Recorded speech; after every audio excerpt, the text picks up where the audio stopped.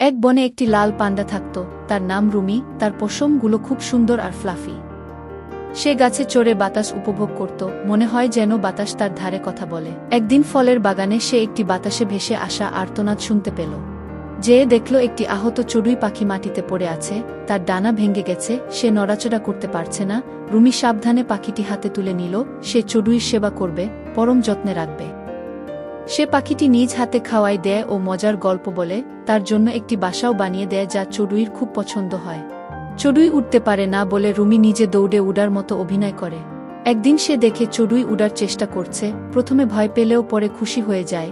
তার সেবা আর ভালোবাসায় চড়ুই সুস্থ হয়ে উঠেছে। চড়ুই কৃতজ্ঞতা প্রকাশ করে বিদায় নেয় আর রুমি তার ভালো লাগা নিয়ে ঘরে ফিরে।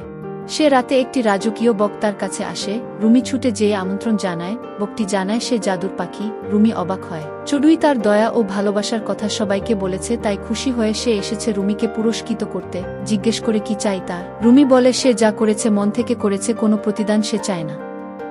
বক রুমির সুন্দর ব্যবহার ও মহত্ব দেখে আরও খুশি হয়। সে জানায় এখন থেকে তার এই দয়া ও মহত্বের গল্প বাতাস বয়ে নিয়ে যাবে হাজারো প্রাণের কাছে।